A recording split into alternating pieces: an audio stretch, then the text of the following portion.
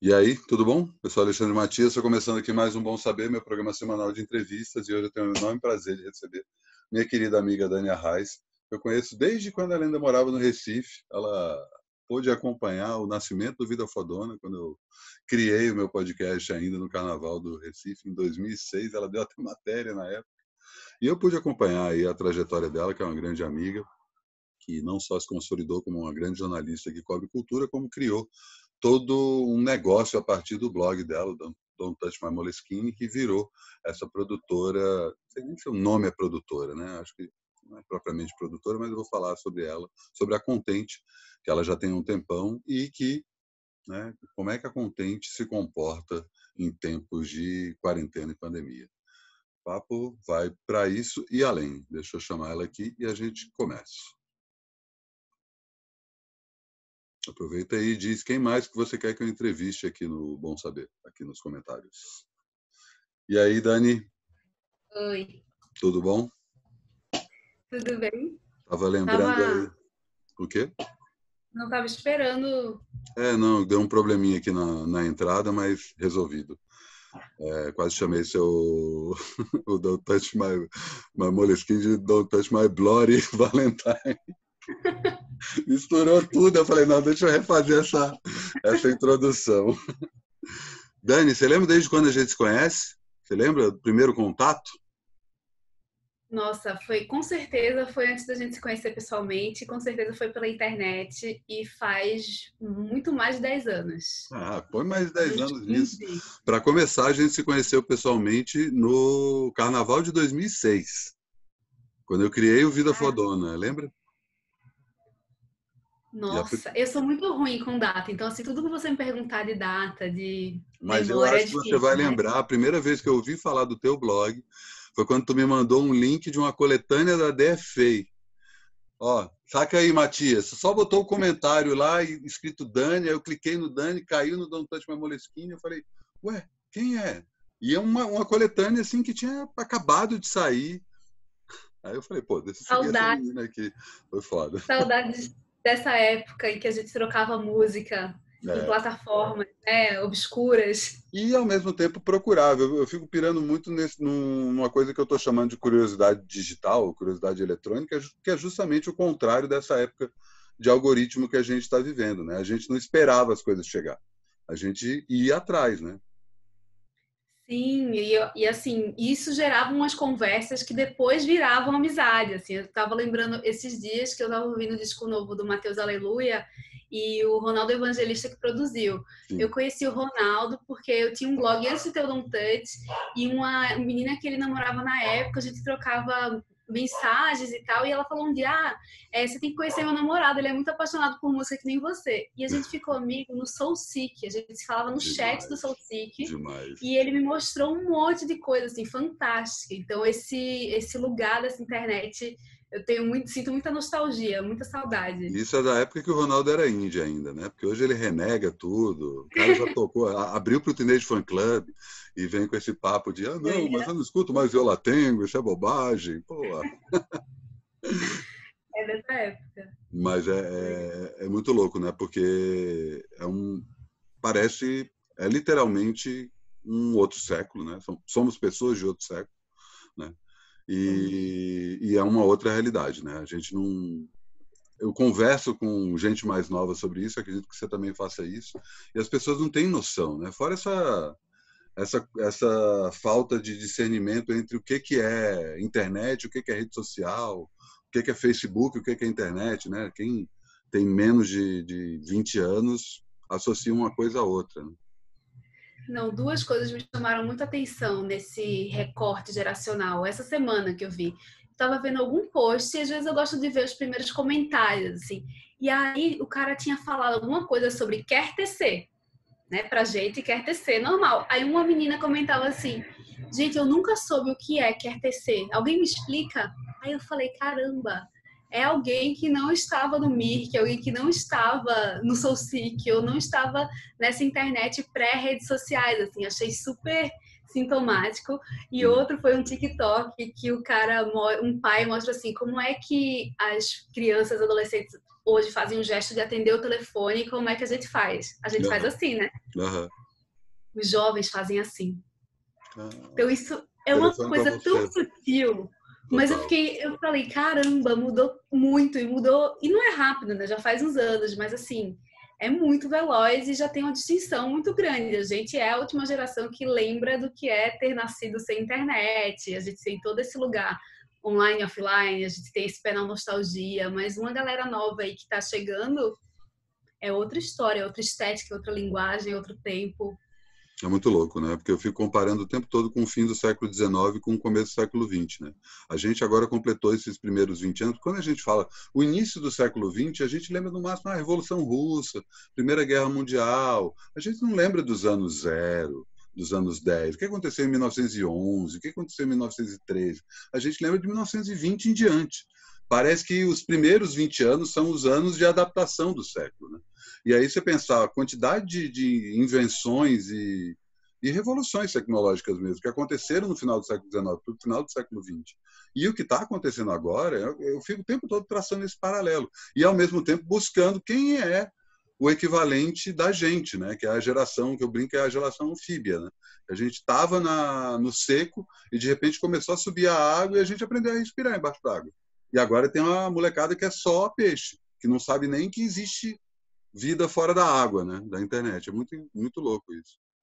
Nossa, e não, e agora você falou isso, me dei conta, a gente já tem 20 anos, né? A gente pensa, tem aquela outra frase que era, acho que era por volta de 2010 e tal. Você pensa que os anos 90 aconteceram há 10 anos, mas na verdade não. Você Total. pensa que o século XXI começou há menos tempo do que há 20 anos, Não, né? não, 20 anos. pois é. 20 anos, pô, coloca de outro jeito, 20 anos de banda larga.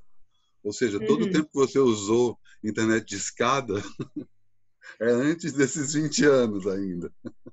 Internet de Então, escada, então, é uma coisa que as pessoas não têm nem noção. Mesmo telefone, né? Hoje em dia tem esses pacotes de operadora que vendem telefone fixo, telefone TV a cabo e conexão com a internet. O telefone não é telefone fixo.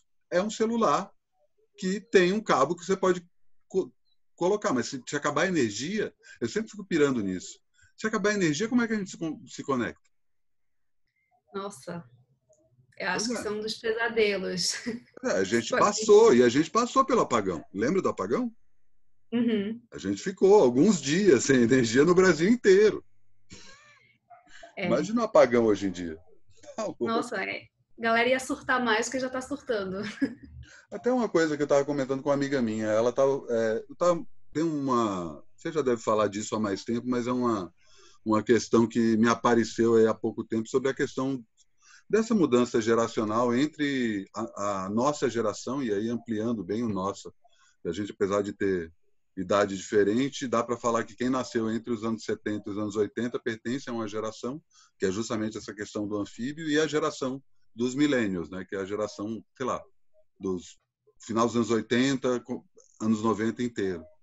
E estava pensando nisso, essa questão da quarentena que a gente está passando hoje, porque assim, bem ou mal a gente tem videoconferência, tem WhatsApp, então não é um grande drama. Sei lá, porque quem eu mais lamento nessa história toda são as pessoas mais jovens, né? Porque a noção de tempo delas é bem diferente e assim, beleza, a gente vai ficar mais 2 anos nessa. Para gente que já vive há muito tempo, 2 anos tá tudo bem, mas 2 anos para quem tem 15 anos de idade é um Muda tudo. naco gigantesco da vida que vai mudar o resto da vida da pessoa. Só que aí, por outro lado, é isso, a pessoa tem videoconferência, tem um celular, conversa com os amigos de alguma forma. Na nossa época não tinha, né? Eu fico imaginando essa pandemia antes da internet. O que ia acontecer? Nossa, eu até comecei a escrever um texto que começa bem assim, que é: imagina viver tudo isso sem conexão. Ainda bem que a gente, né, veio de alguns anos de investimento de diversos setores para que essa internet aguente esse tanto de conexão. Sem deixar de lembrar também que ainda tem muita gente que está fora da internet, tem muita gente que tem acesso, mas é super precário. Então, assim, quando a gente fala de internet, não tem como não pensar nesse tipo de recorte, porque tem um monte de estudante de periferias, por exemplo, que não tem condições de fazer ensino à distância e que vão ser cobrados para fazer um Enem, sabe-se lá quando, da mesma forma que o estudante da elite paulistana vai fazer, sendo que com uma diferença gigante. Então, eu tenho pensado muito também como essa questão da internet, ela virou central nas nossas vidas ainda mais, e como a discussão sobre internet e conexão serem um direito, ela precisa emergir ainda mais, porque 25%, 25% da população brasileira ainda não está na internet. E muitas das pessoas que estão fazem colocam esse lugar de que o Facebook é a internet, né? Que o WhatsApp Porque é é a o que internet. tem, né? O cara vai lá, compra um celular pré-pago que vem com o WhatsApp e o Pacote grátis. Facebook gratuito. O cara fica... E assim, já deu ruim, né? Já deu ruim, Claro, muito claro. ruim, resultado de eleição e tudo mais. Então, assim, a gente precisa muito discutir internet, não só essa internet em que a gente está aqui, a gente pode falar de música, a gente pode falar de ver todos os seriados e tudo mais, mas essa internet como um espaço também de exercer cidadania, Uhum. porque ainda não é para todo mundo, a qualidade é difícil. E essa educação mesmo, não existe essa educação midiática. A gente acha que a internet é uma coisa que sempre esteve aí, é como se fosse luz elétrica. Então, muita gente acha isso, né? Então, a gente fica, não, estou usando de graça, tudo bem o Facebook sem internet. Mas, caramba, isso está mudando a nossa democracia, está mudando a cabeça da gente, a nossa capacidade de conseguir conversar ou não. Isso Não, muito me espanta, assim, sabe? A vai gente mais está nesse além lugar que disso. Eu tô cancelamento total. Eu estou traduzindo um livro agora que o cara fala de como os videogames, e aí não só os videogames, ele pega o enfoque dos videogames, né? Mas ele fala isso do ambiente digital. Como não só ele distorce a noção de realidade, que é exatamente isso que você está falando, mas ele também distorce as nossas noções de futuro e os nossos futuros quereres.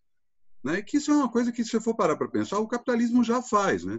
Vende sonhos que não são nossos, né? A gente está o tempo todo querendo ser algo que a gente não consegue. Mas quando a gente está nesse ambiente, né? Porque bem ou mal, você está num shopping, você sai de um shopping, você está na TV, você desliga a TV, mas a gente está numa situação que talvez não se desligue mais. Super, e eu tô lembrando da Gia Tolentino no livro Falso Espelho, que saiu aqui pela Todavia. O primeiro ensaio fala sobre isso, e ela diz assim: a internet faz com que a gente ache que ter uma ação sobre qualquer coisa é postar sobre. Então a gente se basta, tipo, Black Lives Matter, tipo, você postou, você fez a sua parte, é como se aquilo ali fosse suficiente, você tá dizendo que você é antirracista. Sendo que não é sobre isso, né? Não é só sobre postar. E a internet é muito especialista em nos distrair das nossas vontades verdadeiras, das nossas necessidades. A gente está ali naquela roda viva, naquela máquina de caça-níquel, o tempo inteiro querendo aquela validação. Então, é muito complicado. Assim, eu tenho gostado muito de ver que autores como ela, como Jaron Lanier, do 10 Argumentos para Deletar Suas Redes Sociais, acho que você fez uma intro, não foi, desse livro? Eu entrevistei ele está por aqui. Outro dia alguém me perguntou sobre... tá ali. Clássico esse livro. Esse livro, na verdade, foi o gatilho para sair das redes sociais, né? E conta Porque... isso, você vai sair? Então, eu estou saindo, é um processo lento, eu não vou sair 100% no sentido de deletar tudo, mas eu já saí do Facebook, eu já saí do Twitter, não estou mais postando, né? No Twitter eu ainda leio, mas estou diminuindo a minha frequência cada vez mais. O próximo passo é sair do Instagram para ficar só com o site, newsletter e com o canal do YouTube, que é a grande descoberta da quarentena. Que apesar de ser uma rede social, e eu acho que tem essa coisa da timeline, né? Você falou essa coisa do caça-níqueis, né? Ali a gente está o tempo todo, é a mesma lógica do vício do caça-níqueis. Não, só mais um, só mais um. Dá essa sensação infinita, né? Eu acho que o YouTube não tem tanto isso. Embora que você quiser, você comece a ir atrás da timeline do YouTube, mas eu acho que o YouTube ele consegue ser um pouco mais focado. Mas eu não estou querendo sair 100%, mesmo porque tem gente que eu só tenho contato lá e, sei lá, eu tenho 12 anos da minha vida no Facebook. Se eu deletar o Facebook, eu não tenho mais contato com tudo que aconteceu lá. O Facebook ainda tem, né? Então, tá, tudo bem. Eu só tô percebendo isso. É muito fácil a gente falar, mas quando a gente passa por esse processo é gritante. como sobra tempo. Como sobra tempo. Sei lá, as 2 primeiras semanas é uma coisa meio tipo, tá sobrando tempo e eu não sei de onde, não sei o que fazer com esse tempo que tá sobrando, sabe? Porque sobra 5 minutos de cada hora, que é exatamente o tempo que você ia lá e via. E aos poucos esses 5 minutos começam a se acumular e quando você vê, você tem 1h30 para assistir um filme ou para ler um livro, sabe? Eu acho que está sendo... Essa quarentena, isso é uma das coisas que eu queria te perguntar. Como é que você está vendo essa quarentena desse ponto de vista do balanço que a gente precisa fazer nas nossas vidas, né? Porque, por pior que ela seja, ela está obrigando a gente a repensar tudo, né? Coisa que a gente já estava pensando em repensar. Nossa, eu comecei a fazer análise. Eu já tinha feito terapias e tudo mais, já tinha tido umas experiências ruins, assim, as 2 últimas, estava meio traumatizada, que eu vi umas coisas muito equivocadas. Mas aí foi dando aquela panela de pressão, né? No começo da quarentena eu fiquei muito recolhida. Eu meio que olhei para as coisas e falei, o que é que faz sentido? Não quero falar sobre nada, não quero ficar aqui alimentando essa internet só porque precisa postar. E foi muito legal, porque na Contente, que é uma empresa junto com a Luísa, a gente respeita muito também o fluxo, sabe? A gente se olhou e falou, a gente não tem nada o que falar nesse momento. E eu acho que no começo também estava todo mundo assim, como você conseguir lidar com isso, como você ser produtivo, o novo normal surgiu muito rápido. E eu olhava aquilo ali e falava, isso tá me fazendo mal, sabe? Tipo, a gente não sabe nada, vamos respirar, pensar no que a gente quer falar. Então, a gente deu essa recolhida e depois a gente foi entendendo que, principalmente na Contente, quando a gente fala sobre a internet que a gente quer, por exemplo, que é a nossa missão como empresa, fazer mais gente ter consciência sobre esse uso da internet, a gente está falando sobre o mundo que a gente quer também. Então, a gente começa a trazer tudo que é tema importante para fazer daquele espaço ali um espaço de transformação, de reflexão, de educação. E aí foi muito curioso também na minha vida, que eu fiquei recolhida, depois eu comecei a voltar a usar a internet como no começo do Instagram. Lembra quando era mais espontâneo, que você podia postar seu café da manhã? Que nem tudo era um textão, nem tudo era uma grande reflexão, nem tudo era tão embalado. E aí eu comecei em uma vibe assim, diário da quarentena, e eu me senti tão livre, sabe, de sair desse lugar de o tempo inteiro performar uma vida mais resolvida, por mais que seja que tenha momentos de vulnerabilidade. É editado. Quando a gente escolhe escrever sobre uma coisa, falar, a gente já está fazendo edição. E aí me resgatou para esse lugar da internet mais antigamente, essa internet que a gente se conheceu e onde eu conheci muita gente, dessa troca mais genuína, dessa troca de, putz, tô bem agora, depois eu não tô bem. Ontem eu mesmo escrevi um texto que eu tava até com a dúvida se eu postava ou não, porque eu falei, putz, esse texto ele é um pouco ácido, no sentido de que a premissa era, eu não tô aguentando mais que toda conversa, quando tem um momento em que alguém tá triste ou tá mal, o outro responde, vai ficar tudo bem, vai passar, mas vai dar certo. Eu tô achando que tá rolando esse mecanismo de defesa coletivo em que se você tentar falar qualquer coisa, alguém quer te responder com um conselho, com vai passar. Começou a me incomodar muito. Eu escrevi sobre isso. Eu falei, cara, eu quero sustentar a tristeza. A gente bateu 100 mil mortos. Era pra gente estar no luto coletivo. Era pra gente fazer homenagens na janela. Mas, assim, no dia que bateu 100 mil mortos, o bar na esquina da minha casa, a galera tava comemorando o jogo de futebol, sem máscara, gritando. Aquilo ali, eu fui passear com o cachorro. Aquilo ali me bateu, sabe? De jeito tão ruim. E aí eu escrevi esse texto e um monte de gente falando, nossa, eu tô sentindo isso, eu tô sentindo isso. E para mim, a internet sempre foi esse lugar de conexão, sabe? Esse lugar de encontrar essa turma, de encontrar os meus pares, de encontrar gente que tá a fim de construir, não só de lacrar. Então, acabou que eu saí desse lugar de não tava querendo falar para um lugar de tá muito gostoso falar, no meu tempo, sem o tem que. Eu não tenho que nada, mas aí eu também abri um espaço maior para experimentar. Eu acho muito legal você virando youtuber, fazendo vídeo. Eu comecei a fazer uns vídeos, assim, tipo, lendo livros sobre criatividade, falando um pouco. Comecei a fazer uma série de entrevistas sobre síndrome da impostora com mulheres que eu admiro, para falar disso, assim, usar a ferramenta de um jeito mais fluido. Eu acho que por um tempo também eu problematizei muito e eu fiquei meio assim, ai, tá pesado, não sei se eu quero. Mas voltar para esse lugar do pode ser divertido, porque conecta tanto, me fez bem. Aí tô nessa fase agora. Uhum. É muito engraçado, assim, porque isso está batendo tanto no lado do pessoal que já era mais conectado como a gente, de repensar quanto tempo a gente fica conectado, por que que tudo é urgente, por que que tudo a gente tem que ter uma opinião, ter que dizer alguma coisa. Para mim tem sido muito libertador essa coisa de parar de seguir o Twitter, porque tem notícia que eu vejo que nasce e morre no Twitter. Ela pertence àquele universo e tipo não faz menor diferença na vida real, né? Mas por outro lado você tem as pessoas que não usavam a internet, né?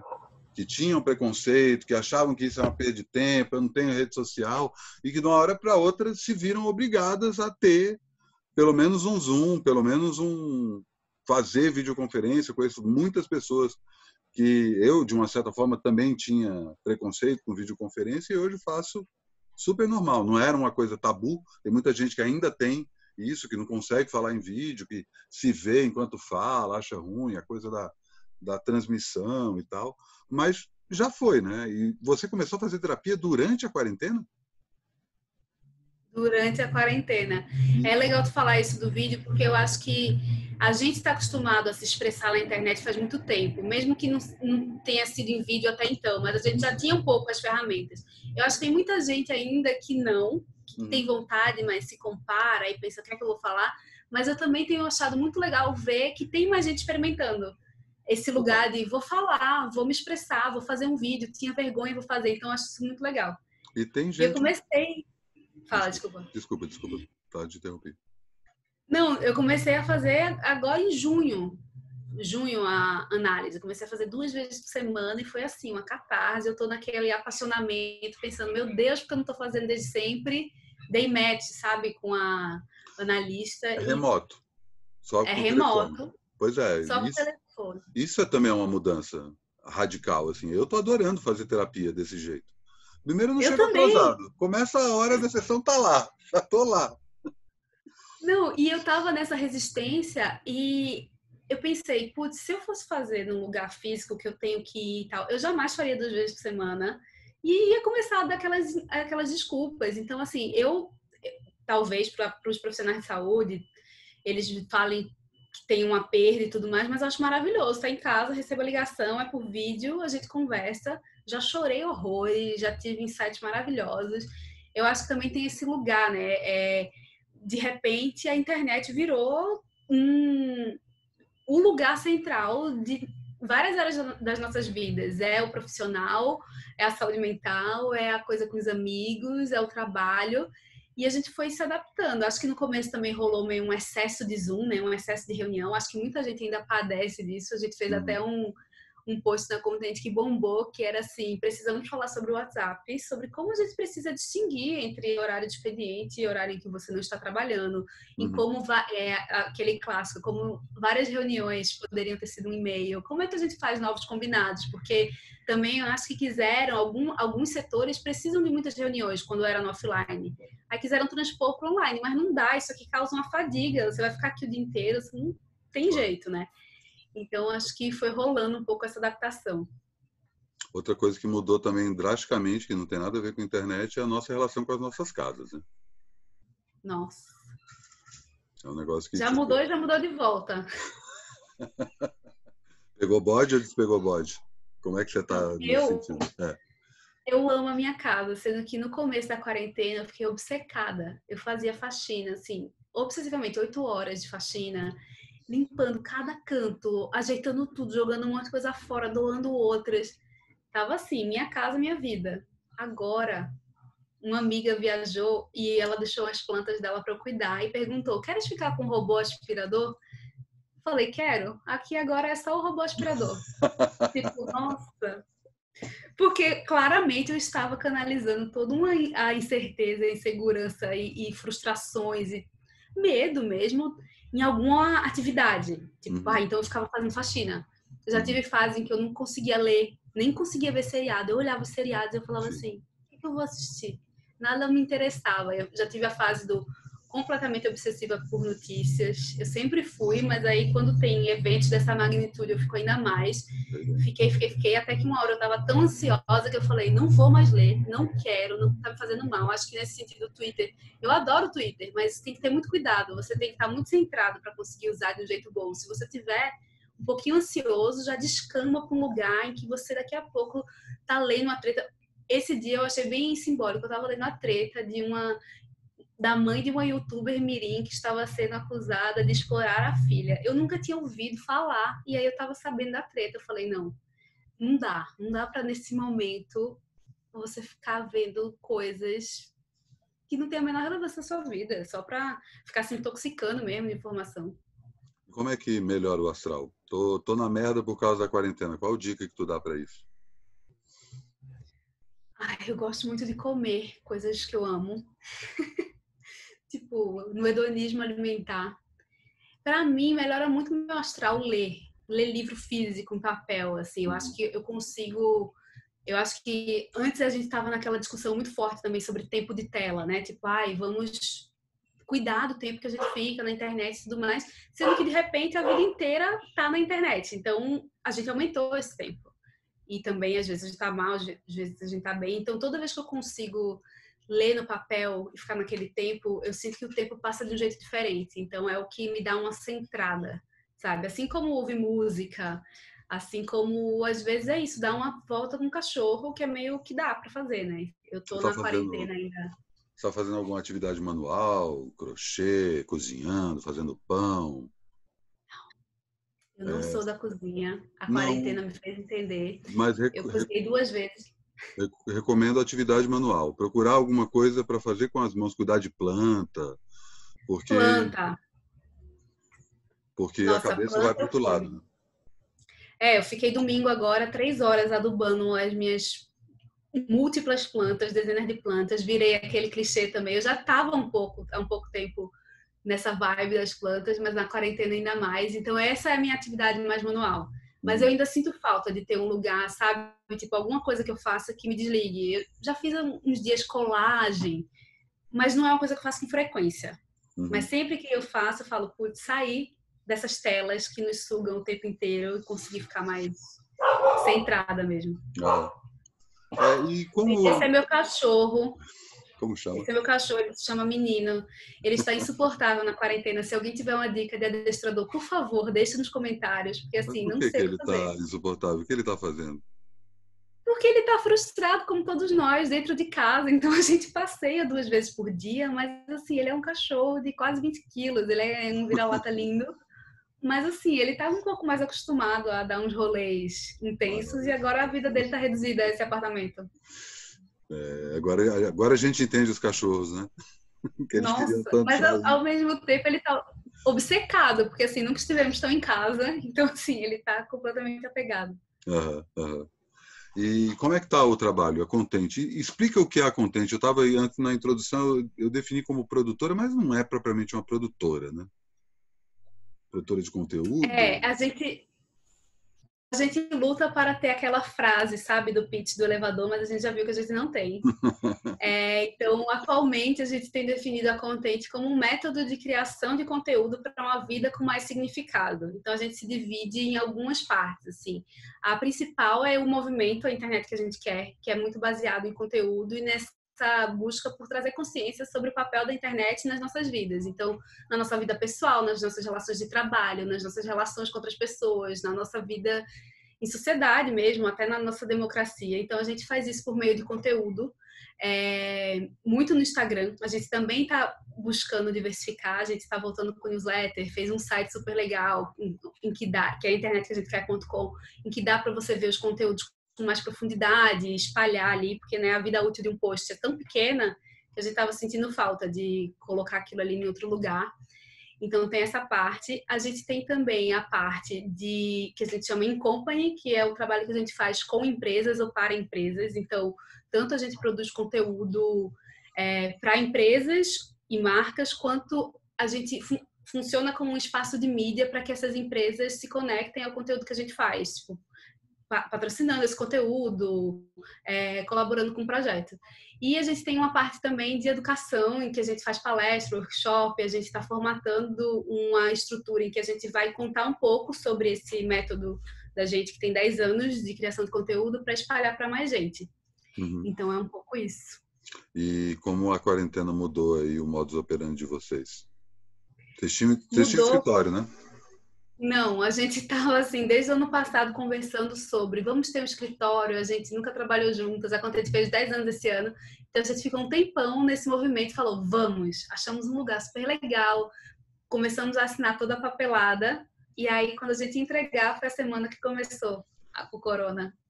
Então, além da frustração, né, eu falei, puta merda, tipo, a gente tava quase um ano pensando nisso, e não rolou. Ao mesmo tempo foi muito bom, porque não nos comprometemos com aluguel nem nada. E a gente continuou nesse esquema de home office que a gente já faz há muitos anos e funciona super bem. Então, nesse sentido, foi tranquilo. Vocês só deram A tempo, gente, né? Vocês né? só... Não, a gente ficou essas semanas assim no começo meio assim, o que é que a gente faz? Mas a Tá. gente tinha uns trabalhos já encomendados com marca, então a gente teve que fazer, tentou adiar um ou outro. Uhum. Mas uma coisa que afetou é que, assim, claramente no começo a gente começou a receber muito menos proposta e, né, acho que todo mundo, menos trabalho, essa coisa das verbas congeladas, ninguém sabe o que vai acontecer, então deu uma segurada. Então isso foi difícil. E rolou também um momento que é um assunto que me pegou um pouco, que um dia desses a gente recebeu uma proposta que era a pura precarização do trabalho, sabe? Tipo, a galera meio dando uma aproveitada de tipo, então nesse momento, então vamos ver se cola. E aquilo ali me fez um mal danado, porque é isso, assim, eu acho que às vezes fica meio abstrato. Quem trabalha com conteúdo, quem trabalha com informação, tem muita gente produzindo conteúdo, tem muita gente colocando tudo de graça. Então a galera tá aproveitando um pouco para precarizar. Eu tava até conversando com uma amiga, ela falou: antes, assim, tinha um evento, aí a pessoa pagava cachê. Agora, porque é online, a pessoa acha que não precisa pagar cachê. Sabe? Tipo, Uhum. óbvio que precisa, as pessoas estão precisando movimentar, assim. E aí até essa situação deu origem a um post que a gente fez, que era não me peça de graça o que eu tenho para vender. Essa frase clássica, Uhum. mas e também assim, a galera ficou nos comentários, tipo, é isso e aquilo, tipo, esse momento eu acho que acaba deixando todo mundo vulnerável, né? Toda a cadeia de pessoas que trabalham assim. Experimentou isso também? Ah, drasticamente, basicamente, porque acabou o show, né? Eu estava vivendo de Sim. show, e aí de uma hora para outra não tinha mais show. E eu estou, nesse momento, justamente tentando reinventar o jornalismo, porque de cara, o meu jornalismo, né? Não o jornalismo como um todo, de cara, freela não tem, né? Então eu estou correndo Uhum. atrás e passei por uma. Estou nesse processo ainda, né? Estou para fechar o meu financiamento contínuo. Chegou uma hora que eu falei, galera, para o pessoal que já estava me acompanhando, tá difícil conseguir trabalho, vou passar o chapéu. Quem quiser colaborar, colabora, me manda um e-mail. E as pessoas responderam, saca? E tipo, tá rolando, saca? E assim, para mim, eu faço muito esse meia-culpa e eu acho que não é uma coisa só minha, acho que todo mundo tem que reavaliar isso, porque a gente não está postando de graça na internet. A gente está trabalhando, a gente está esperando que alguém banque isso. E eu acho que essa crise, a crise como um toda, né? Não só a crise da produção de conteúdo, né? Nem gosto de usar esse termo porque é uma coisa mais de publicidade. Eu gosto de me definir como jornalista, independente do que eu estou fazendo. Mesmo como curador de show, eu sou jornalista. Mas essa crise não é nova, né? Essa crise está aí o tempo todo. A precarização do trabalho, desde que eu comecei a trabalhar no jornalismo, já tinha isso. Ah, demite o cara que vai ter um moleque aí que vai topar fazer pela metade do preço, saca? E o que eu estou sacando é que, primeiro, a gente não pode se esconder atrás de CNPJ, sabe? Para mim é muito o fato de eu estar dando a cara e eu sou o cara que está fazendo, eu não sou uma empresa. E você é uma empresa, mas você é a Luísa, saca? Não é uma Uhum. corporação, saca? As pessoas querem, eu quero falar, eu vou lá. É claro que eu acho que a gente foi bem feliz nesse sentido, porque a gente não misturou o nosso nome com o nosso trabalho. Então, apesar de tudo do trabalho sujo ser meu e tudo da Contente ou do Don't Touch ser seu, Dani Arraes é uma pessoa, a pessoa física Dani Arraes e a pessoa física Alexandre Matias continuam. E tem várias pessoas nessa, mas tem gente que misturou, principalmente essa geração youtuber barra influencer, né, que chega uma hora que você não sabe muito a diferença. Quando é que acaba o trabalho, quando é que começa o lazer. E isso também é outra coisa que está mudando drasticamente. Né? Que, enfim, a gente não vai mais ver escritórios como a gente via, nem acho que seja só por conta da pandemia. A gente já estava caminhando para esse lado. Né? Porque essa questão aí, o teu enfoque, apesar do enfoque principal da Content ser sobre internet, também tem a ver com trabalho, né? Relações de trabalho. Super, e tem a ver com mostrar que é possível inventar novas maneiras, assim, não gosto do discurso você quer, você faz, esse discurso do empreendedorismo neoliberal não é sobre isso, mas assim, existe um espaço também. Agora, eu acho que essa conversa sobre a monetização, né, sobre como apoiar quem a gente acompanha, é uma das próximas grandes conversas que a gente vai precisar ter, porque eu acho que ainda está muito disseminada essa ideia de que é tudo de graça. Né? Então, o jornalismo luta para conseguir fazer com que as pessoas assinem por um preço irrisório seus veículos. Eu fiquei feliz de ver que o New York Times passou, assim, agora conseguiu uma quantidade de assinatura digital gigantesca, assim. Acho que é talvez o único veículo que Porque a conseguiu... audiência é global, né? Não é só Estados Unidos. Né? Eu assinei nessa quarentena. Eu falei, cara, eu adoro tudo que tá lá. Eu assinei, é $2 por mês. Mas eu acho que é tão importante a gente começar a conscientizar as pessoas sobre isso, porque é isso, assim, eu acho que tem uma performance muito grande também na internet. Fica todo mundo querendo ser o influenciador, o youtuber ou o tiktoker, e produz, e assim, como aquilo ali se banca? Eu tava até vendo, era uma thread da Manu Bahrein no Twitter, ela falando assim, cara, as pessoas vão fazer um podcast. Se elas vão fazer um pouco organizado, beleza, a pessoa escreveu o roteiro, ela entrevistou, chamou alguém, mas ela vai pagar alguém para editar. Vamos supor que é R$200 que ela vai gastar. Ela não está contando o trabalho dela, ela está contando só esse fornecedor para o negócio ficar bom. Se ela for fazer um por mês, é R$800. De onde está saindo esse dinheiro? Porque a pessoa pode até ter um fôlego de fazer por conta própria, 1, 2, 3 meses. Mas como é que se faz a audiência perceber que ali por trás tem gente que está dando horas de trabalho? Acho que tem essa coisa, né? Vira um pouco o trabalho lazer, é muito uma coisa que você quer falar, mas a gente precisa se acostumar a pagar, a apoiar as pessoas. Eu apoio várias iniciativas ou pessoas de financiamento recorrente, assim, e eu acho muito legal. A gente não pagava por música, né? A gente estava lá no SoulSeek baixando música, e beleza. Não dá para comparar uma pessoa física querendo fazer essa virada com um Spotify da vida, que tem todo o investimento do mundo em marketing. Mas, assim, a gente se acostumou, de novo, sempre com recorte, privilegiado, quem pode. Tem um monte de gente que nem tá na internet total. Mas, assim, a gente se acostumou a pagar por várias assinaturas de programa de entretenimento, por música. Talvez a virada próxima seja como é que a gente apoia as pessoas de quem a gente se beneficia a partir do conteúdo. Acho muito legal que você começou a fazer. Eu simplesmente fiz o Mágico de Oz, né? Abri lá e mostrei, ó, é aqui, ó, não tem fantasia nenhuma. Tudo que eu tenho feito não tem edição, não tem maquiagem. Ele está até comentando aí, eu preciso comprar uma dessas lâmpadas redondas, né? Porque eu também não tenho a iluminação, é a luz da rua. E ao mesmo tempo não é uma coisa, porque assim, eu tive que vencer uma coisa que é, sei lá, tem a ver com já vi várias pessoas falando disso, principalmente quando diz respeito do crowdfunding, né? Que é o medo de pedir, né? E não é simplesmente pedir, que eu tô na merda de grana, fudeu. Não é simplesmente isso. É que, tipo, se você não colabora comigo, eu vou ter menos tempo para fazer o que eu quero fazer, o que você gosta de ver. Eu vou ter que sacrificar esse tempo para fazer coisas que eu não gosto de fazer, que me pagam as contas. E eu propus isso para o público, e o público está aos poucos. Pô, legal. E eu estou entregando, né? Que é isso. Esse programa é um dos... Hoje eu estou com 5 programas, além do Climatias, que é diário. Caramba. O Climatias hoje fez 150 programas. Caramba, que máquina. Mas eu sou assim, né? Eu sempre entro, de uma vez.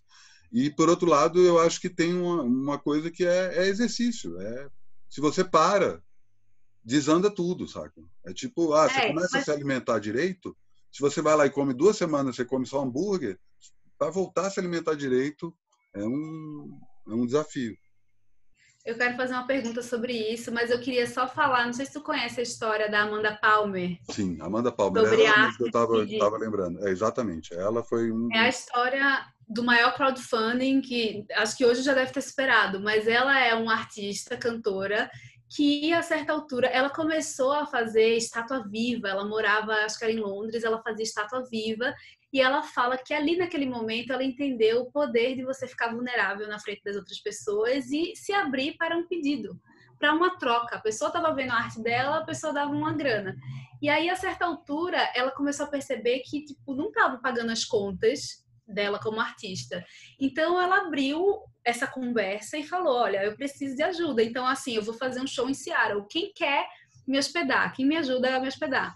Ah, se você conseguir me apoiar de tal coisa, você ganha uma camiseta, sei lá. E aí ela fez um crowdfunding que virou, na época, já faz um tempo, virou livro depois, o maior da história. E hoje, até hoje, ela vive de doação. Ela tem um Patreon, tipo, ela faz show e tudo mais, mas tem pessoas que assinam mensalmente a conta dela. E assim, sei lá, milhares de pessoas, uma grana ainda mais em dólar. Então, eu gosto muito, eu acho que tem um TED Talk dela também. É super uma inspiração, porque eu acho que também não dá para ser nesse lugar e tô com menos trabalho, não tenho dinheiro. Não, é assim, porra, você tá aí se dedicando, todos os dias você faz o conteúdo, as pessoas se beneficiam. Por que não ter uma troca monetária, uma vez que vivemos no capitalismo? Total, Né? Simples total. assim. É só que a gente precisa acostumar. Era tudo de graça e não deu certo ser tudo de graça na internet. A gente foi virando, criando bolhas, cada um na sua bolha, cada um acreditando na sua realidade, a gente perdeu esse chão comum. Então, assim, eu preferia pagar para usar redes sociais do que ela tá me ouvindo o tempo inteiro. Ontem eu fui comprar um presente para uma amiga que era uma ring light. Tipo, eu juro por Deus, apareceram 5 anúncios de ring light no meu Instagram e no Instagram da Luísa. Tipo, que inferno. Eu preferia pagar uma mensalidade do que toda a minha vida, todos os meus dados serem vendidos em prol desse grátis, que não tem nada de grátis. Total. É... E Olha, aí essa... foi a fruta, né? Passou, tá passando. É cachorro, é fruta. Eu tô impressionada que não teve uma britadeira aqui ainda, porque tá rolando 5 obras aqui. Não, que infelizmente são só... Tipo, logo que rolou a flexibilização, liberou algumas obras aqui, mas felizmente foi pouco tempo. Eu achei que estavam construindo um prédio, mas essa fruta aí não precisava. Mas eu Deixa acho eu que te tem outro... perguntar, o que eu ia te perguntar Diga. do... Não, mas tu ia falar disso, do crowdfunding? Não. Eu tenho outra coisa, mas pergunte. Me perguntar, como é que você faz nesses momentos em que... Porque a gente tá, né, na montanha-russa do corona também, e do tipo, uma hora você tá melhor, outra hora você tá pior. Como é que você faz para manter essa constância de fazer todos os dias? Assim, como é que você se conecta com a sua criatividade para que meio que não tenha tempo ruim, mesmo que você esteja oscilando, você produzir? Eu acho que é fazer todo dia, sabe? Todo dia, e isso está rolando uma coisa muito louca, que é... Hoje eu já estou com 2 semanas para frente já planejadas, que é uma coisa que tipo eu comecei, não, vou fazer tudo no improviso, amanhã eu vejo o que, é que eu vou falar amanhã, hoje eu já tenho 2 semanas já de convidados já, que já mandaram os vídeos, eu já sei qual é o assunto de amanhã, o de depois de amanhã. É claro que eu sempre dou uma temperada, né, com a temperatura do dia, vejo o que está acontecendo. Dia de 100 mil mortos eu fiz esse comentário. O dia que, sei lá, o dia da Beyoncé ou da live do Caetano também fiz alguns comentários. Tem um lado mais noticioso, que eu estou querendo, inclusive, fugir. Para mim, é uma das metas aí para os próximos anos é tentar fazer jornalismo sem ficar preso à notícia, sabe? Eu acho que jornalismo pode ir para além disso. Mas o fato de eu fazer todo dia, eu não tive agora, eu dou graças a Deus por isso, que nunca acordei pensando, puta, que merda, mais um dia de quarentena. Essa sensação me vem no final do dia, sabe? Quando tá ali 5, 6 horas, aí me bate aquele bode, mas não é o bode na hora de acordar, que eu acho que muda tudo. Eu acordo, eu tô levantando, então tá, o que eu preciso fazer? O tema é tal, vai ser fulano que vai estar convidado, vou ver o que está acontecendo agora e montar o roteiro na cabeça até a hora de gravar. Nossa, que legal. Mas isso é uma coisa que eu já me liguei que acontece comigo há muito tempo, né? O próprio Trabalho Sujo, né? O Trabalho Sujo está completando 25 anos e faz pelo menos, sei lá, 15 anos que eu atualizo ele todos os dias. Todos os dias. Caramba, não é? Eu lembro disso, de seu, é muito seu, tipo, sempre. Tem uma coisa de Exato. volume também, né? Você não cansa, é Isso é uma impressionante. coisa que eu estou começando a segurar um pouco a onda, essa questão do volume, que tinha um lado muito... quando eu era moleque era menino prodígio, né? E foi ficando velho, e o que substitui o prodígio, né? fazer muita coisa, estar ligado em muito assunto. E sei lá, faz um tempo já que eu descobri isso, mas cada vez mais é muito reconfortante dizer não, saca? Ah, não, não quero, não vou. E eu acho que isso tem muito a ver com a própria natureza do. Eu ia pegando até esse gancho para falar de outra coisa sobre trabalho contigo, que é. O trabalho sujo já foi muitas coisas, né? Já foi um. Tinha uma época que eu acompanhava Lost ali toda semana, tinha outra época que eu apresentei Breaking Bad para todo mundo, outra época que eu era um blog de MP3, aí virou uma festa, virou um curso, sabe? E ele é muito o que dá vontade de fazer. E agora eu sou um canal de YouTube. E tudo bem, saca? Não é um problema. Eu sei que a mudança faz parte disso, do mesmo jeito que o trabalho, né? Os nossos pais trabalharam a vida toda fazendo a mesma coisa. E agora é que estão começando a se ligar que, tipo, tem uma vida mais do que o trabalho. A gente aprendeu isso na prática, né? Que existe uma vida mais do que o trabalho e que o trabalho pode mudar completamente, né? Sim, e eu acho que isso é uma das mágicas assim do trabalho dessa nossa geração, que eu acho que também a gente consegue transitar bem, é também ir moldando os nossos interesses. É isso, assim. Imagina se estivesse fazendo trabalho sujo igual desde o começo. Dificilmente você chegaria em 25 anos. Pois é. Agora, quando ele está conectado com você, nessa sua... Eu tenho gostado muito de pensar sobre criatividade mesmo, assim, sabe? Que eu acho que para muita gente criatividade é uma coisa, um dom distante, uma coisa de escolhidos, os artistas. E não, na verdade, você está fazendo aqui é pura criatividade e assim e você vai enchendo esse poço da criatividade, né? Então uma hora você quer se expressar de um jeito, outra hora você quer se expressar de outro. E eu acho isso muito estimulante, de você não ficar preso na caixinha. Eu acho que até a dificuldade que a gente tem de definir a contente numa frase é essa, porque tem fase Claro. que a gente está mais voltada para uma coisa, tem fase que a gente está em outra. E o que é legal de ver é que os nossos movimentos pessoais vão interferindo também. Eu lembro muito quando a gente foi fazer um curso na Schumacher College, na Inglaterra, em 2015. A gente foi meio aleatoriamente, assim, tipo, por um tempo eu e a Luísa, a gente sempre gostou de fazer umas imersões para dar uma oxigenada, para ter novas ideias. Então, uma vez a gente foi para o Vale do Silício e fez um tour lá, conhecendo desde empresa pequena até Google, Facebook, para entender aquilo ali em loco, foi super legal. E a gente fez esse curso que chamava Liderança para a Transição. Parecia um grande TED Talk, assim, ao vivo, só com gente foda, e ainda tinha uma coisa de que você só comia comidas maravilhosas, tinha uma divisão do trabalho, então um dia um grupo cuidava da limpeza, outro dia o grupo cuidava da comida, ia revezando, fazia umas caminhadas pela natureza. Então era assim, era um papo que ia para um pouco para sustentabilidade, que não era uma coisa nem que eu pensava muito na época, mas aquilo ali mudou tantas chaves.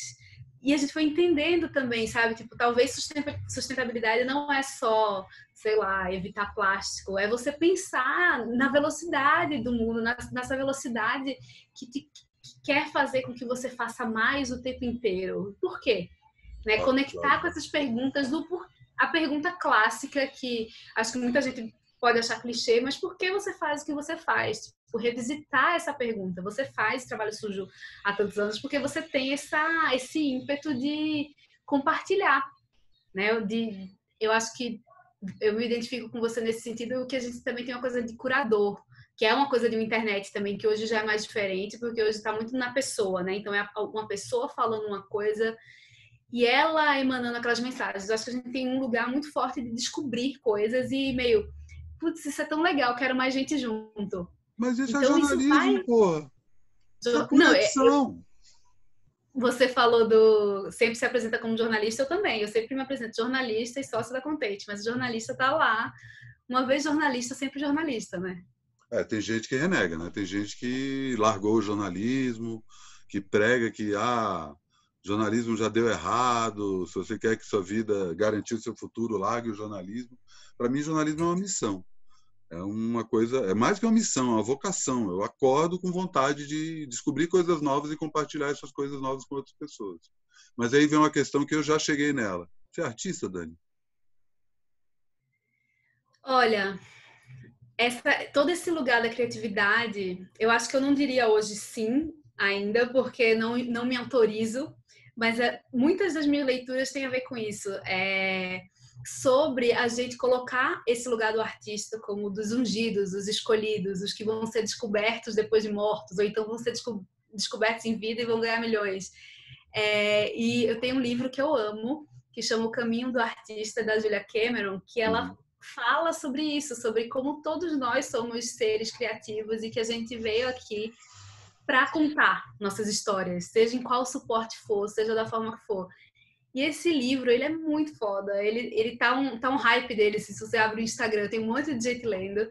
Ela tem um exercício que ela recomenda, que são as morning pages, as páginas matinais. Ela recomenda que todo dia de manhã você acorde, a primeira coisa que você faz é tipo pegar um caderno e escrever 3 páginas em fluxo de consciência. E eu comecei a fazer isso em dezembro do ano passado.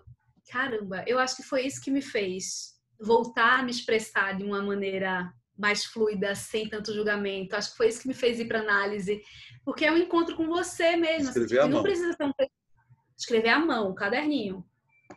Eu já acabei vários, assim. E aí você escreve sobre qualquer coisa. Não é para ser um texto bom, não é para ser um texto perfeito, é para ser 3 páginas de fluxo de consciência. Eu acho que é meio tipo uma higiene mental. Eu gosto de acordar, escovar os dentes, aí eu volto e escrevo, assim. E é muito revelador, porque eu acho que a gente vive, e quem é jornalista sofre ainda mais disso. Eu acho que a gente vive num mundo que é muito julgador. O tempo inteiro está julgando o outro. Então, agora, nesse momento em que tem mais gente se expressando, é muito comum vir assim, nossa, agora tá blogueirinha, né? Um amigo meu virou pra mim um dia que eu tava fazendo stories e falou, tá toda blogueirinha, né? Aí eu falei, Justo amigo, tô tu, achando ótimo. The Original blogueirinha, antes de... Eu tenho uma porra de um blog desde 2007. Se alguém pode ser chamada de blogueirinha, sou eu. Agora, um monte de gente que não tem blog e, tipo, não... Enfim. Mas aí eu falei, cara, é isso. Às vezes é um amigo próximo que te dá aquela alfinetada e se você não tiver conectado com o que você quer fazer, você deixa de fazer. Isso é muito constante entre mulheres. Essa coisa, essas conversas todas que eu tô tendo sobre síndrome da impostora, porque, assim, eu tenho um monte de mulher ao meu redor, brilhante, maravilhosa, que não se autoriza a escrever, a pintar, a cantar, a qualquer coisa, porque tá nesse julgamento interno muito grande e nesse julgamento também dos pares. E eu acho que jornalista sofre disso. Por muito tempo eu ficava meio assim, cara, mas aí eu tenho também uma empresa, eu trabalho com publicidade. Eu me sentia bastante julgada pelos jornalistões de veículos tradicionais, sabe?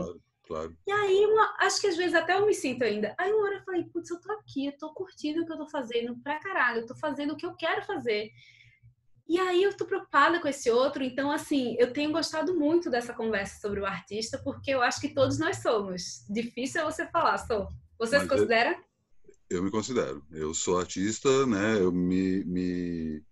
Eu inventei esse rótulo que é o jornalismo arte, que é de brincadeira, que tem a ver com futebol arte, que é tipo, vamos largar um pouco o Excel, porque eu acho que o jornalismo tem entrevistei uma vez a Ariana Huffington, ela me falou uma coisa que aí todas as fichas caíram ao mesmo tempo, que ela falou assim, vem cá, se tirar a estatística do jornal, o que sobra? Eu falei, nossa, só tem estatística no jornal. Aí o que sobra? O que deveria sobrar? Aí eu falei, não sobra nada, né? Ela falou, o que deveria sobrar? Boas histórias. Ela, exatamente, é isso que eu faço no Huffington Post. Eu espero que as pessoas contem boas histórias, mas eu acho que essa coisa... São 2 coisas em relação a essa questão do artista. Primeiro que, assim, você é artista, ponto final. Não precisa falar porque você é jornalista. O jornalista é um artista. A arte não necessariamente é uma coisa boa. Se você tem essa coisa, eu sou artista, então tudo que eu vou fazer é lindo, maravilhoso. Não. Um escritor não é um artista? Um escritor de não ficção também é um artista. Jornalismo é literatura de não ficção. Se você juntar aí todas as entrevistas que você fez, dá um livro, é um livro de jornalismo, não é um livro de arte? Claro que é um livro de arte, inspira. É um livro que vai trazer um monte de informação. Tem o lado jornalístico, né, de trazer dados e fatos e opiniões, mas tem o lado de inspirar, de você querer fazer um texto que segure o leitor até o final, de fazer piadinhas, de fazer comentários e se colocar de alguma forma, não necessariamente se colocar em primeira pessoa. Eu acho que primeiro isso, eu acho que a gente, jornalista, tem esse tabu de não se achar artista e aí cria uma categoria à parte tão ungida quanto, só que não é artista. Os artistas são aqueles metidos que se acham grande coisa. A gente não se acha tão grande coisa. Jornalista não se acha grande coisa. Pois é, mas não se acha artista. E ao não se achar artista, se considera uma coisa melhor, sem dizer isso, do que todos os outros artistas, porque julga. Toda essa cultura do lacre e do cancelamento é rotina na vida do jornalista. Tipo, muito antes da internet. A gente está sendo julgado o tempo todo. E pior, mais do que essa coisa que você falou assim, estou sendo julgado por jornalistões tradicionais, a gente está sendo julgado por um jornalistão tradicional que a gente inventou, que nem existe, que é parte de um tweet que você leu, que é parte de uma entrevista que você leu. Sabe, eu cansei de ver gente falando que não considero jornalista se você escreve um release para alguém, ou se você faz um trabalho para o Sesc, ou se você é um curador. Desculpa, cara, se você é herdeiro e tem grana para ser jornalista como hobby, que bom. Mas não, tem que se pagar as contas e a atividade jornalística precisa de dinheiro, de alguma forma. Mas tem uma outra coisa que tem a ver com a história que você está falando, até da síndrome da impostora, que eu venho martelando muito também nos papos do Climatias, que é a expressão artística, independente daquilo vir a público. Uhum. Tá, essa coisa que você está falando de escrever, sabe, canta, sabe, toca um instrumento. E o problema maior aqui, eu acho que conversa tanto com isso que a gente está falando, quanto com a questão das redes sociais, a gente não faz as coisas com medo de ser julgado. Sim. Basicamente É isso. muito. Não, e isso é paralisador, assim, para tanta gente, que é isso, nesse tópico, eu adorei toda essa conversa sobre artista, e eu acho que realmente das pessoas mais críticas que eu conheço são jornalistas, ou às vezes professores universitários, e aí se julgam e se maltratam, se massacram um pouco, sabe? E aí vira uma coisa de assim, você tem que sempre se soterrar de livro, então você parece que tem que saber de absolutamente tudo, para aí você poder tentar falar alguma coisa, tipo, gente, aqui em casa tem mais livro do que eu vou dar conta de ler na minha vida, sabe? Tipo, quem gosta de livro assim, geralmente, tipo, não vai adiantar só consumir o outro. Tem um lugar muito genuíno de você se expressar, de você pegar todo esse conhecimento, você embalar da forma que você quer e você jogar pro mundo, assim.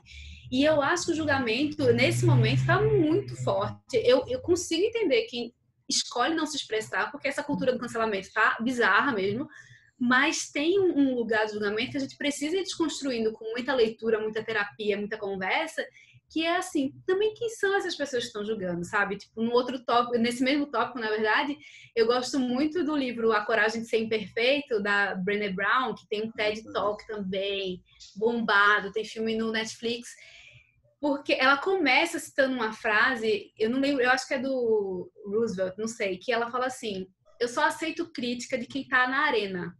Quem tá atrás do computador, só julgando e cancelando, sem se expressar, sem falar nada, essa crítica a gente deixa de lado. Agora, se for de pares, de pessoas que estão construindo, beleza. E eu acho que a internet também deixa esse lugar, assim, sabe? Do tipo, tem um exército atrás que pode falar um monte, mas assim, quem é que tá botando na cara no sol? Sabe? Quem é que tá aí há 25 anos botando na cara do sol? Tipo, eu sou mais da tua turma do que quem tá lá atrás julgando, assim. E eu acho que a gente precisa desconstruir isso mesmo, assim, porque é nocivo. E eu vejo como assim, como prejudica a autoestima mesmo. Eu me lembro da primeira vez que eu apareci em stories no Instagram, as primeiras vezes, eu usava aquele filtro de gatinho, que puxa o olho, faz uma maquiagem. E aí eu só conseguia falar com o filtro de gatinho, até que uma amiga minha falou e virou assim, e falou assim, tipo, amiga, te amo, adoro o que você fala, mas não dá pra te levar a sério com o filtro de gatinho. Aí eu ri. E depois eu fui entendendo, do tipo, é isso, um problema de autoimagem. Eu me olho e vejo meus defeitos e eu não quero, eu não tô acostumada. Eu falei, cara, também essa coisa dos defeitos é a nossa percepção completamente distorcida, porque o mundo hoje é um grande Photoshop, um grande filtro, está gerando um monte de problema, um monte de mulher também. E aí eu comecei a experimentar falar quando estava afim de falar. E foi muito bom. Recentemente me convidaram para participar de um evento do YouTube e eu tinha que gravar uns vídeos. Eu peguei, era um sábado, eu coloquei o tripé, comecei a falar e falei. Foi tão mais fluido do que seria, porque eu já recusei várias vezes entrevista que era em vídeo. Eu falava, eu não gosto de aparecer em vídeo, não vou.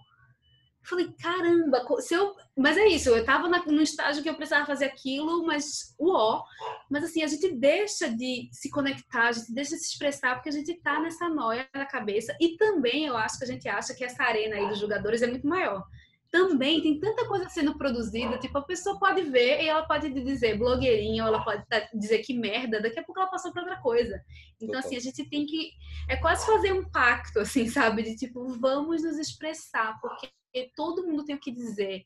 E tem essa mágica de você encontrar sua turma na internet, é muito legal, né? Encontrar o leitor. E aí tem outra coisa também que eu queria te perguntar já há um tempo, é que além dessa questão de você saber o que você quer e conseguir se expressar e conseguir achar pessoas que estão fazendo coisas legais, não só produzindo conteúdo, mas pessoas que você possa pagar por algo que conecta contigo, tem a coisa do local, né? Que também a gente estava parando de olhar para Nova York, para Londres e para Xangai, para olhar aqui para a esquina, para olhar para o... Né? Também é um outro passo que acho que a pandemia, a quarentena tem ajudado a gente a olhar esse tipo de coisa. Sim, é desde o consumo local mesmo, né? Do apoiar a galera aqui, apoiar o restaurante, apoiar a livraria, apoiar o trabalho dos outros. Eu também tenho pensado muito nisso, assim, a gente gasta tanto tempo valorizando narrativas de pessoas que a gente nem conhece, acompanhando gente que, sei lá, só porque a gente tem algum tipo de identificação, mas assim, a gente passa menos tempo valorizando nossos amigos. Então, assim, tem sido uma constante no meu grupo, em alguns grupos de amigos, que é assim, cara, sua amiga postou, vai lá, deixa teu like, deixa teu comentário, porque a porra do algoritmo funciona desse jeito. Se você engajar, mais gente vai ver. Então, assim, às vezes a gente é mais generoso com o outro do que com quem a gente tem intimidade. Isso tem ficado muito forte para mim, assim. Tipo, como a gente faz para não perder a gentileza quando a gente tem mais intimidade. A gente precisa ser gentil com os nossos pares, a gente precisa incentivar quem está perto. Eu fiquei meio assim, tipo, pensando nesses últimos cancelamentos, falei, a gente gasta muito tempo lendo o texto que foi cancelado, aí a réplica, todas as tréplicas em thread do Twitter, e a gente tem nossas opiniões. E assim, o último que rolou, eu falei assim, eu não vi, eu não li, eu não quero saber, eu quero saber de vocês. Como é que vocês estão? Vocês estão bem? Porque assim, a gente não tá nem conversando, tipo, já deu a fadiga do Zoom, a gente não tá se vendo mais tanto. Falei, beleza, eu acho que é importante acompanhar várias coisas, mas assim, não vai dar para acompanhar todas as tretas, escolha suas tretas. E aí você, enquanto você tá vendo uma, não esqueça de ser gentil com quem tá tentando, com quem tá fazendo, sabe? Claro. Eu acho que é isso. De novo, a internet nos distrai, e às vezes a gente tá lá acompanhando a separação do Whindersson Nunes e da Luísa Sonza e não tá valorizando o amigo que fez um vídeo, sabe? Um amigo que acabou de tomar um pé na bunda, saca? Aham. A gente está super valorizando um negócio que tem uma pessoa do teu lado passando por uma pessoa que você preza, conhece, estima, e ela está passando exatamente pela situação em que a celebridade está passando, só que a celebridade parece que merece mais a sua atenção. Eu pego isso que, sei lá, quando eu me separei em 2017, 2016,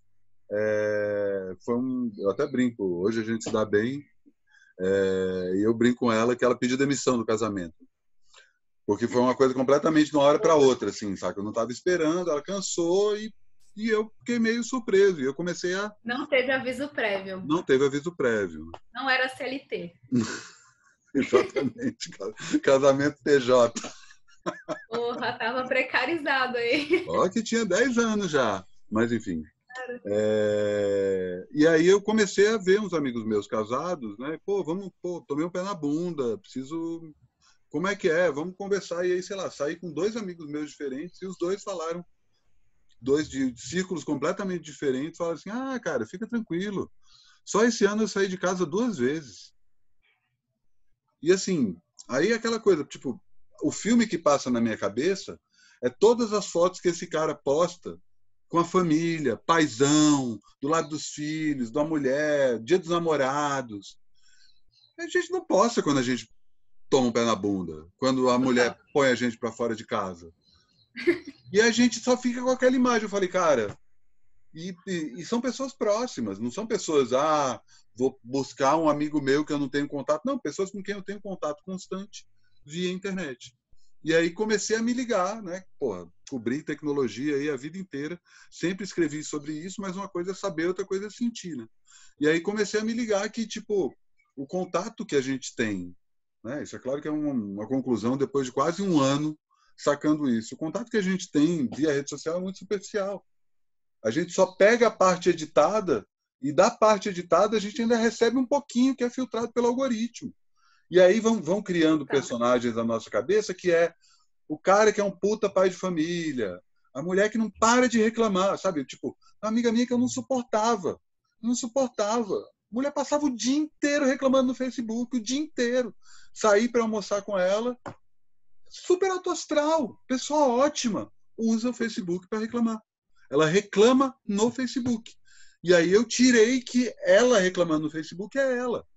E aí várias fichas começaram a cair, eu até comecei a me encontrar com mais pessoas e aquela coisa de tirar foto com os meus amigos é meio isso. Também tem a ver com, sei lá, quando o Fred morreu, Fred Leal, né? Tipo, eu tenho muita foto com ele, mas eu não tenho tanta foto quanto eu gostaria. Aí logo depois morreu o Kid Vinil e eu tenho uma foto com o Kid Vinil. E logo depois morreu o Miranda e tem algumas fotos com o Miranda e tipo, cara, e tem um monte de amigo que eu não tenho foto. Então eu preciso valorizar esse momento. Nem que seja só um almoço. Então tá, a gente vai, almoça, troca uma ideia, vamos tirar uma foto? E aí eu já estava indo para um lado agora, no começo de 2020, que é, eu tiro uma foto, mas isso não precisa ser publicado. É o meu registro, é o meu álbum de fotos. Para que isso, né? Ah, eu queria ter, não sei se tem, mas eu queria ter uma foto da gente em Recife. Lembra daquela discotecagem? Não. Aquela festa foi Aquilo ali não tem, maravilhosa. não, viu? Aquilo ali, meu, foi impressionante. Culpa tua. Foi maravilhoso demais. Deixa eu contar aqui também para a gente não só deixar o gostinho, né? Eu fui para o Recife em 2006 para participar do Porto Digital, Porto Musical. Tu lembra qual era a palestra que eu e o Fred apresentamos? Já te falei que minha memória Pois era sobre é como muito o boa. público está começando a gerar conteúdo. Ai, gente, muito Fevereiro de interessante isso. 2006 a gente apresentou a palestra sobre isso, tipo, a Web 2.0 vai fazer com que as pessoas comecem a substituir a TV, o, o rádio, os jornais, o cinema, e todo mundo, que bobagem, não sei o que, sabe, não substituiu, né? Mas, enfim. Eu lembro que no final daquele ano, a Time deu pessoa do ano, era você. Eu lembro que eu comentei com o Fred, aí, ó, Fred, nossa palestra no começo do ano. Aí a gente fez essa palestra no Porto Digital, cobriu o Porto Musical, cobriu o Hack Beat, e aí o Hack Beat era no Carnaval, e aí a gente ficou até o fim de semana depois do Carnaval. E aí, pô, vamos fazer alguma coisa, vamos fazer alguma coisa. E todo mundo fala, não, Recife depois do Carnaval, quarta-feira, acabou, não tem chance. Aí foi você que descolou o restaurante, né? Foi. Era um restaurante de um conhecido teu que tinha um quintal. Ah, beleza, vamos descolar aqui. Beleza. Mas aí eu e o Fred começamos a discotecar e não veio uma galera ali no começo da noite. Aí eu lembro que você. Eu lembro direitinho disso, Dani. Espera aí que eu vou chamar os teens. Eu... Daqui a pouco vem uma molecada. Eu acho que era celular, devia ser aquele Nokia, assim, que você fica assim, ó. Não era iPhone, Mas não. E era era, um mailing do SMS. era isso que eu ia perguntar. Era SMS, não era MSN. Era o Não, WAP ainda, nem tinha 3G. total. E Só foi sei uma ótima festa, né? Nossa, acabou, sei lá, 4 da manhã, o dono do restaurante pirando. Estava todo preocupado, assim, não, mas quem que vocês vão chamar para cá? E no começo só veio gente da minha idade, veio o povo da Nação Zumbi, Dolores passou por lá, e aí, tá, beleza, mas agora 10 horas da noite, a gente já está indo, tá bom, tá, massa. Só sei que deu, sei lá, 3 horas da manhã, veio uma menina pedir toca Psy. Sai, nossa, um grande clássico essa frase. E aí o Fred falou, só tem Chico Science. Não, maravilhoso. É Foi isso, ótimo. você conhece as pessoas na internet e de repente você tá fazendo festa junto, é muito legal. E não E tem o nesse registro. Fica só na não memória. tem. Eu também sou super da foto, eu sempre tiro foto de tudo. Nesse sentido da coisa das narrativas editadas, eu acho muito bom a gente pensar. Até a gente fez um post na Content recente que era isso. Você já perguntou como estão seus amigos para além dos posts que eles fazem nas redes sociais? É muito Muito bom, simples, mas é muito isso, bom. assim. Putz, precisamos perguntar, porque mesmo quem está se mostrando não está mostrando tudo. Não dá para esquecer. A gente precisa ser gentil e atencioso, porque tá todo mundo aí nessas batalhas e vamos dar audiência primeiro para esse nosso entorno, para depois estar Total, aí na internet também. total. Tem a ver com aquela história que você estava falando antes do todo mundo vai passar, vai ficar tudo bem. Tem outra coisa que é o tudo bem, né? Você já começa ali, e aí, tudo bem? Pera aí. Mas é foda também, por outro lado, você tem que perguntar. Mas eu vi uma coisa muito simples que falam, em vez de você perguntar tudo bem, porque tudo bem já espera como resposta tudo bem, é perguntar como vai. Ah, olha só. Como é que vai? Como é que você tá? Como é que você tá? Como é que você tá? Você abre espaço para a pessoa falar, estou na merda. Agora você pergunta, tudo bem? Aí a pessoa fala, tudo bem. Meio que tipo, e aí, o que é o assunto? Aham, aham. Verdade, Mini verdade. tentativa. Boa, vou adotar isso aí também. Dani, a gente podia ficar falando mais horas aqui, né? Saudade Nossa, de muito ficar bom. conversando, mas vamos poupar os telespectadores. Sim, o Obrigado, tempo de adorei o tela papo. deles. Me diz aí, quem quiser te encontra por onde? Olha, me encontra principalmente no Instagram, é Dani Arraes. O da Content é content.vc. Então, esses dois canais estão bem ativos. E o Don't Touch My Moleskine também no Instagram. Tô no Twitter também, mas no Instagram é onde eu tenho falado mais, colocado texto, então tem sido uma troca boa por lá. Demais. E o site da Content é content.vc, é isso? Content.vc e o principal é a internet que a gente quer.com. Lá tá Isso. assim, recheado de coisas que a gente tem amado escrever. Eu até citei várias vezes, mas é porque realmente a gente tá naquela modalidade apaixonada Não, demais. Eu pelo que vou a gente faz. colocar os links que você mencionou, eu coloco aqui na descrição do vídeo, bem como essas autoras todas que você falou. Depois eu faço um dever de casa aqui e vou atrás, tá? Eu te mando. Tem até tem PDF e tal, eu te mando. E um Ótimo, prazer enorme. Eu acho que demais. você é muito bom da conversa. Pareceu que a gente estava almoçando num lugar e que depois a gente tiraria a nossa foto. É só não dá para almoçar, né? Já vieram propor para mim assim, vamos almoçar um dia no Zoom? Eu falei, não, pera aí. Computador e comida, não. Não, Não, tem não, limite. acho que não. Tem limite, não dá. Eu tenho pensado Não, muito nessa coisa de comida, que é comer sem fazer nada. Isso aí, para mim, tem sido um grande desafio. Curtir a comida, sim, mas um dia a com o gente celular volta. longe da mesa. Exato. Né? Nada é longe, só o prato na minha frente. Mas um dia a gente volta a marcar esse almoço aí. Não tão em Ai, breve quanto a vamos. gente gostaria, mas vai rolar. Dani, obrigado aí Ai, e vamos falando. Beijão, fica bem. Obrigadão, adorei o papo.